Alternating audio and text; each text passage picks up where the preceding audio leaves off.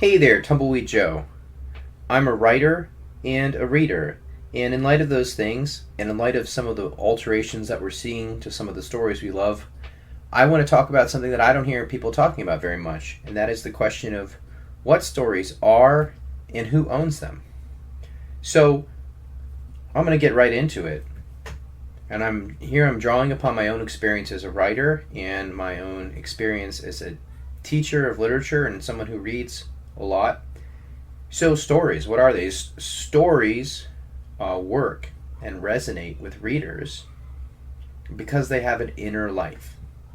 I'm going to repeat that. Stories work in themselves and resonate with readers because they have an inner life. So, somehow a creator stumbles upon a set of images, themes, scenes, and mysteries, which together we could call the story germ, the basic germ of the story, and then he or she fleshes them out. And if he does this properly, then the characters, the plot, the character arcs, the scenes, and even the symbols emerge from that process. Every artist will tell you that the process of creating involves as much discovery as it does invention.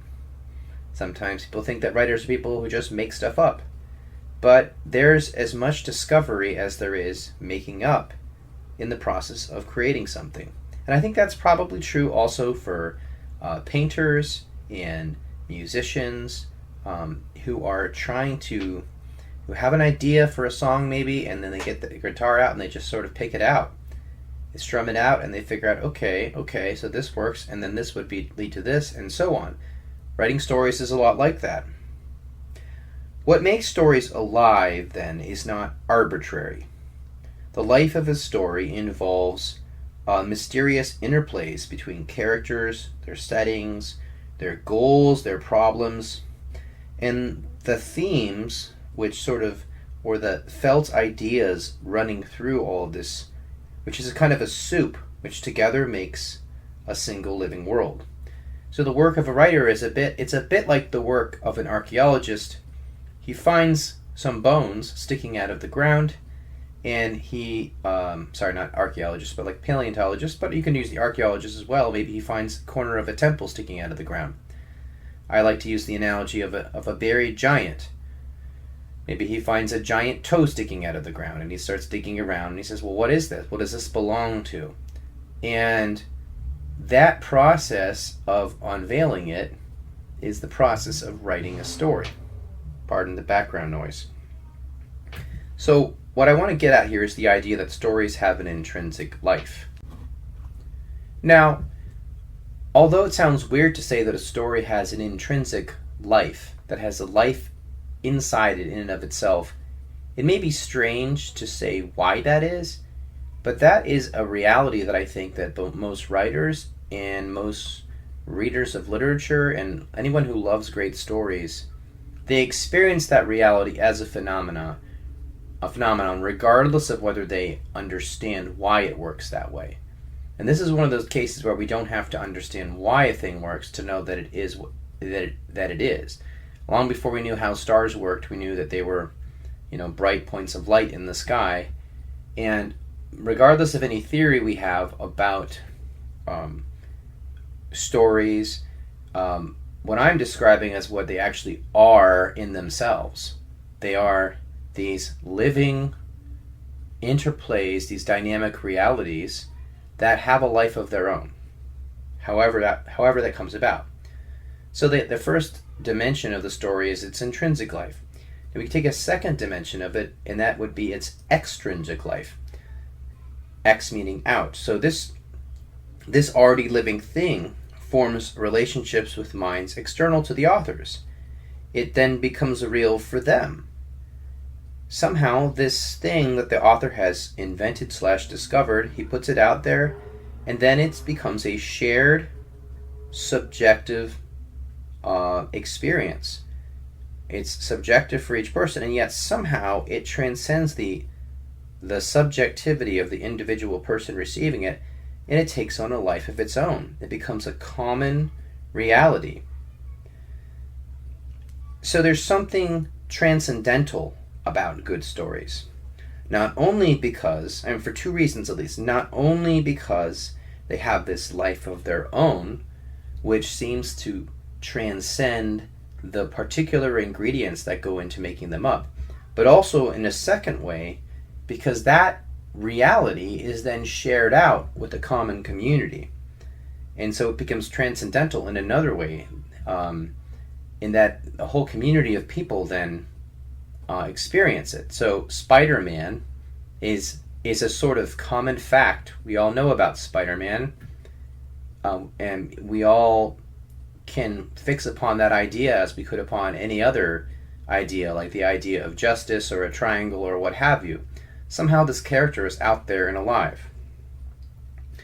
So just to give some examples of maybe the more well-known characters, you could think all these characters: Spider-Man, Frodo, Iago, Othello, Don Quixote, Achilles, Ebenezer Scrooge, Luke Skywalker, Dirty Harry, Njal, Hamlet, Galadriel, Superman, Logan, Lady Macbeth, Hector, Odysseus, Elizabeth Bennet from Pride and Prejudice, Mara Jade, for those of you who read the Expanded Universe. These characters have a life to them, and to greater or lesser degrees, but also it's one that multiple people coming from different perspectives experience as external to themselves. And so whether it's highbrow or lowbrow, all of these characters are alive.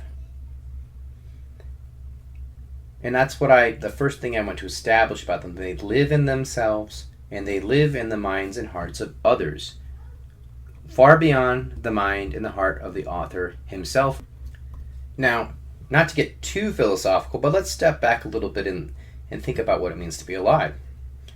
Living things have natures. That is, they have a way that they are and that they're not. They have limits. They have particular ways of acting, which are characteristic of themselves. Oak trees don't naturally grow apples, and so on.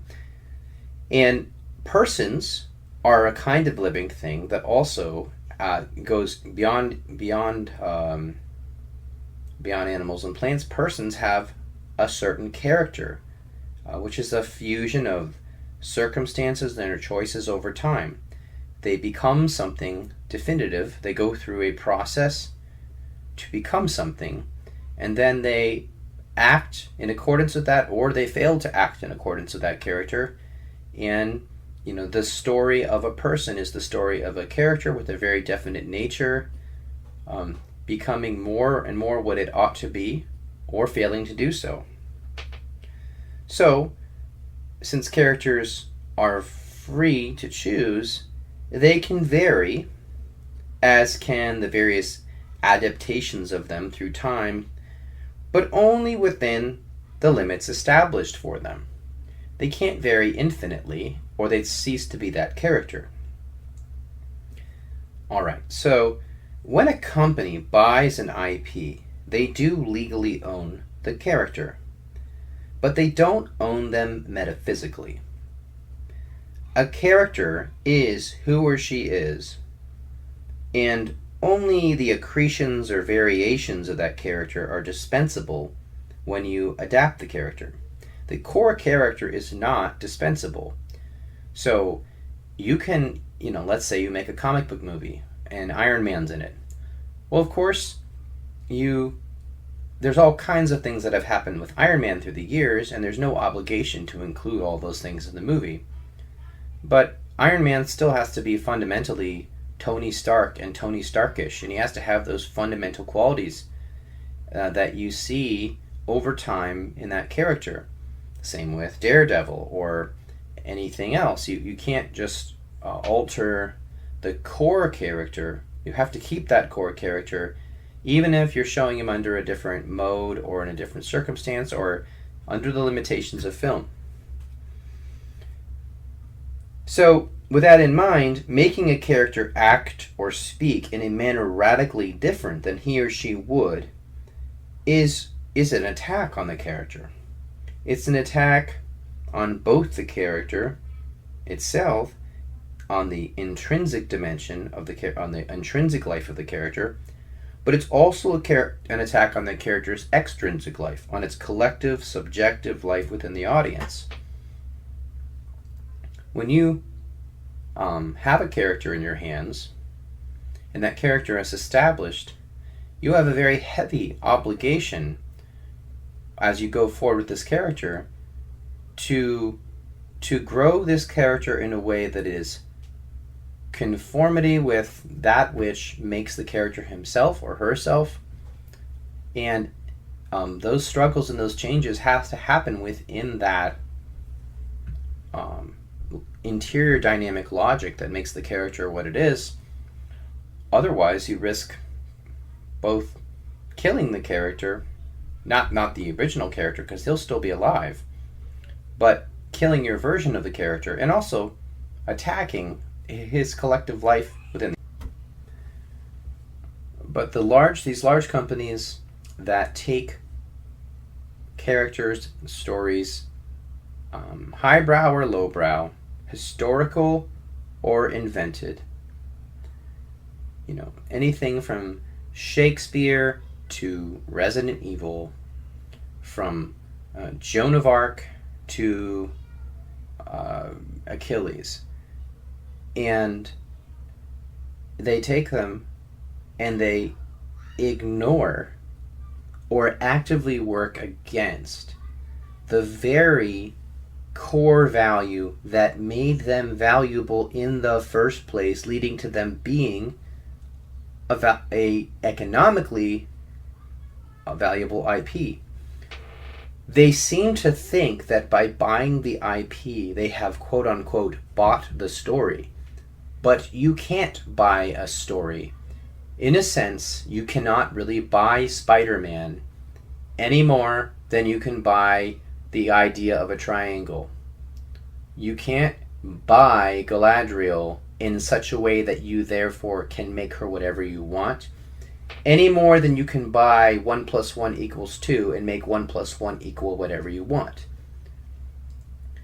As strange as it may be to try to describe the reasons why, the fact is that stories have this universal transcendental appeal apart from any attempt to own them. And I'm not denying, this isn't like a screed against copyright law.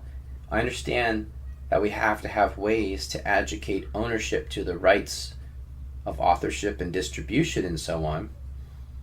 But that doesn't change the actual sort of on-the-ground reality of what the story is. Why is it that Marvel and DC and Amazon and Netflix and these other places cannot grasp this fact, which is plain to ordinary people, that whatever makes the story valuable and universal also puts it beyond your ability to tamper with it and still retain its life?